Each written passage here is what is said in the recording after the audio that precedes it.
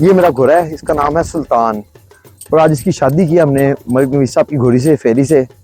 तो इसकी प्रॉपर रस्मात की हमने बाकायदा तौर पे ढोल ढमक्के के साथ दूध पिलाई की रस्म हुई है और बारात आई है प्रॉपर तरीके से। खाने पीने का अहतमाम, मिठाइयाँ बटी हैं, फूलों के साथ हमें वेलकम किया गया है और प्रॉपर तरीके से इसका एक इंतज़ाम किया गया था।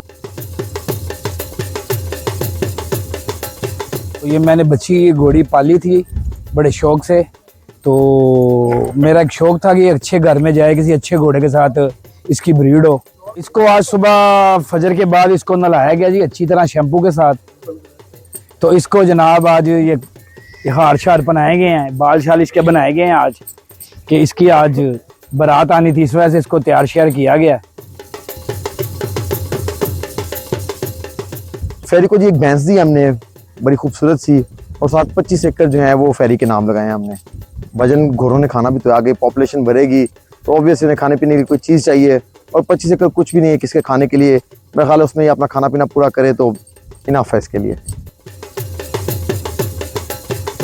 मुझे ये बड़ा पसंद है सुल्तान, भी अच्छी ब्रीड है इसकी, एक नाम है इसका पाकिस्तान में, इस ब्रीड का एक नाम है पाकिस्तान में। तो मैं इसलिए चाहता था कि ये ब्रीड ये फेरी के साथ इसको कंपेन किया जाए। तो इतनी खुशी है, आज बारात आए लेके उम्र भाई लोग, खाने का इंतज़ाम किया, ढोलों का इंतज़ाम किया गया।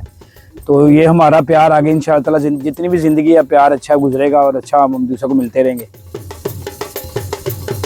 पहली बार ही देखा इस तरह अच्छा, इतना बेहतरीन इंतज़ाम किया हुआ। और पहली दफ़ा आगे तो जो चूँकि ब्रीडिंग के लिए जनरली मीटअप होता है, तो ये प्रॉपर इन्होंने एक शादी का एक रस्में सारी अदा की और बड़ा अच्छा लगा। मतलब डिफरेंट एक तरीका था सारा।